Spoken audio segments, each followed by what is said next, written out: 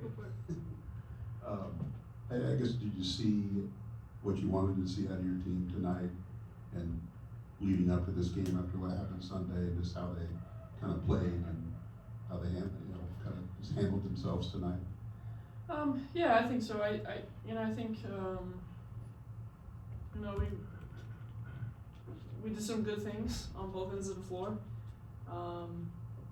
But we can be pleased, but we can't be satisfied. We got to keep working. What's the lesson from Sunday that you'll need to use moving forward with this team? There's a lot of lessons to learn from that one.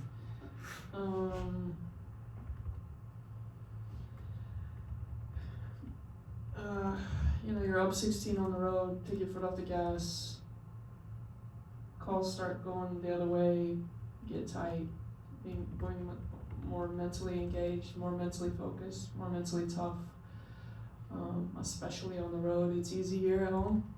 It's been easy so far for us at home, and we've got to learn to come together when things start going the other way and not allow it to spiral the way it did on Sunday.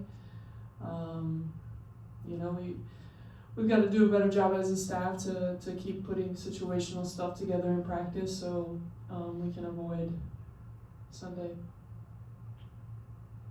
You've been moving Lana and Kendall in and out of the lineup and going for the hot hand or matchups or what? I think Lana had played really well. Just strictly basketball there. Like she just been playing really well, and and both of them responded with some pretty solid games today.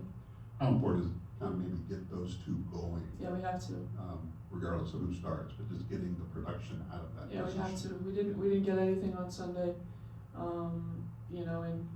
And it's a two-way street where they're not showing their numbers and they're getting skinny in the post, and then our guards are on their heels and with the pressure that Central Michigan showed us, and so our timing was completely off, and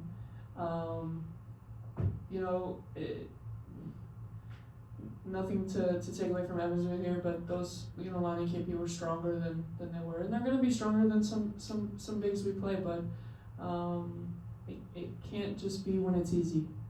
It's got to be when it's hard from all of us. No Taylor tonight. Yeah, just day to day. Want to make sure we're taking care of her, and just want to get her healthy, 100%. Just from a point guard standpoint. Yeah. On the day-to-day thing, how do you fill the void there, and who fills the void? Yeah, I thought I just told Tara I thought this was probably the best point guard game she had. She's never played the point, and trying to get her to understand the why, the when, the what, the why of certain actions, right? Like, and I think by committee, Mads can fill in there, Eli can fill in there, Kiki can as well. It's good to get Kenna out there just because Kenna knows, and there's a calming influence with Kenna knowing the plays that we run or what we're trying to do. But I thought Tara did a really good job, and as Taya's day to day, like we've got to do our job of making sure Tara keeps learning and growing into that spot. She has the most ability when in terms of just like athleticism and speed, and now we've got to help her with all the decision making, and when you're being pressured, all the stuff that comes with being a point guard. Taylor she was playing more minutes. Yeah. She seemed to be getting into the role that you needed her to be in. Obviously a little disappointing that she didn't play tonight. Next time she plays, but just kind of speak to kind of where she was at going into the day and how she was helping you. Yeah, I mean she just gives us a point guard who can shoot behind a ball screen. It's something we really haven't had here since I've been here, and that kind of just opens things up. But again, like we want to make sure that she's out there at 100%, and that's got to be our priority. Open up Big Ten play Sunday. What have you seen from the Big Ten so far, and where do you think you fit, at least in this early stages? Yeah, I think I don't know. We've been pretty locked into most of the teams we played. I've watched Michigan. I think Michigan is really, really good.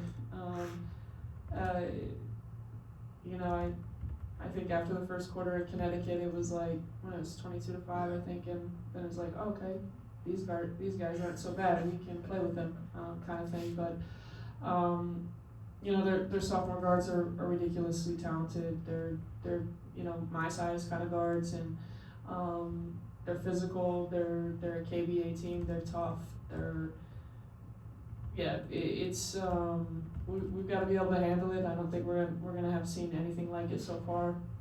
Obviously Kentucky was long in length, but not quite the physicality that Michigan brings. So you know, we're gonna have our hands full, but we've got to find a way to go there and be competitive and see if we can hang around and make it a game in the fourth quarter.